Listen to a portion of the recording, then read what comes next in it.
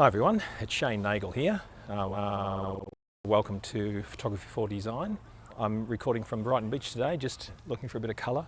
Thought I'd go somewhere, get myself out of the house, just introduce myself. It's very bright here today at Brighton, appropriately. I just wanted to say welcome, a very big welcome to you all, and I'll be with you now for the next 13 weeks as your ELA, and I'm also the unit coordinator. So if you've got any issues, please don't hesitate to ask. Any confusion, ask me. I just want to introduce the unit to you a little bit and say what I hope you'll get out of it. I've recomposed the frame. It's very hard to see out here. Even though I've got this little remote situation going, I can just see what I'm doing, but it's a bit hard to pick the exposure. But I quite like the composition. What we're doing when we're taking photos always, and as a designer, I'm especially in a design class, I'm conscious of how I make these shots. Framing looks pretty good, so that's a start. Okay, so the commentary and the activity. So what's the difference between Blackboard and discussion board? You've got your learning materials, discussion board, and then you've got your Flickr account. So there's three places. The basic premise, most of you know this, but for those who might be new, I'll just run it through.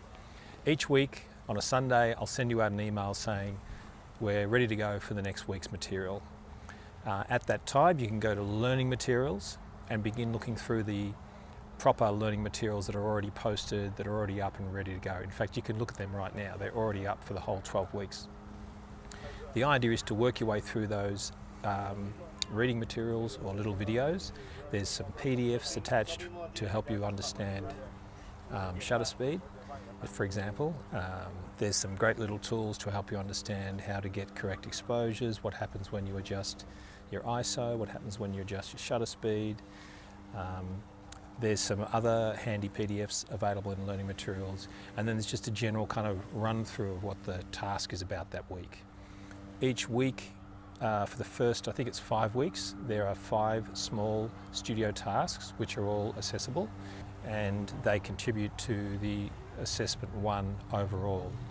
And then there's a second assessment task, which is the photographic book, where you will essentially take the photos you've taken, or choose photos from the ones you've taken, and you can shoot more, you can continue to shoot more photographs, and place those photographs into a photographic book, and design the book, use InDesign as a industry standard software for multi-page documentation, and maybe bring in a little bit of text and do a wonderful job. And these books, you will also be invited to print them and send the printed version to me, but you don't actually have to send the printed one, so long as you print it and then photograph and upload the photographs of the book as well as the PDF of the book. But look, that's a really lovely outcome from this unit, and I want you to think about this unit as culminating in that document. What you learn will be presented in that document, and it's a really nice thing to have with you out of this unit. Discussion board, where I sort of have my individual posts, and where you can come and ask questions, post any questions you like. There'll either be an individual question and answer like there is right now for the studio tasks 1 to 5, or there will be maybe an individual thread where you can post questions. So don't worry about where you post it. I will respond to every single post that you put up, and if I don't, chase me and tell me I missed you. That might happen, I might miss one, but I'm pretty thorough. Please don't email me. I mean, you can email me, but if you've got a question that's relevant to the task, or it's relevant to setting up your Flickr account, put the question in the post, because it'll then allow other people to benefit from it. Please don't be embarrassed about any questions. That's probably my point here. Don't expect that you'll know everything just from the written material. This is why, right? It's harder to work online than it is in a classroom. It's harder. You know, you've got to adjust, so to speak, to that, and realize that if you don't understand something, after you've tried to understand it, like, don't be lazy, you know, read the material, but then if you're struggling, post a question. If you have a question, someone else will probably have the same question, so please don't hesitate to ask.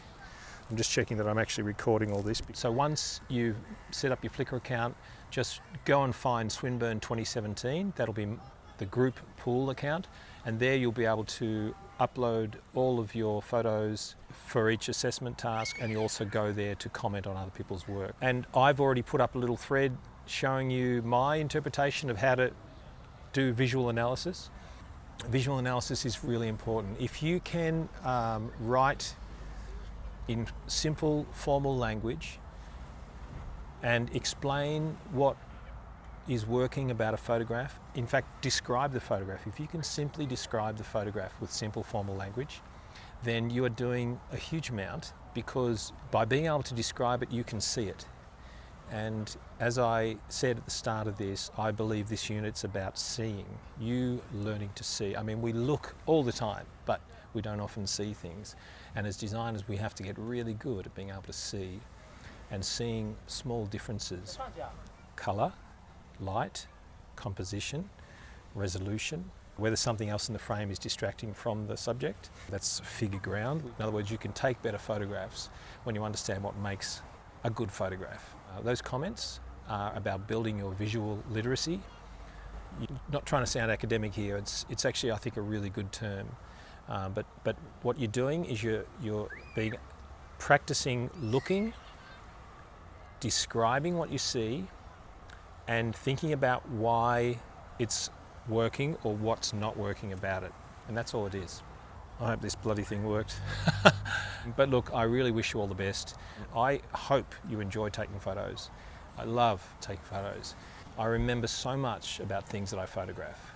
So if you can realise that it's not as good as a classroom, realise that because of the limitations of working online, you have to adjust your perceptions a little bit, your expectations a little bit, and your behaviours. So what I suggest you do is jump on in, try to woo each other along a bit, and good luck, have a good time.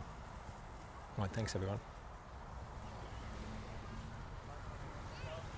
Okay, so I think that's stopped. I think it's done.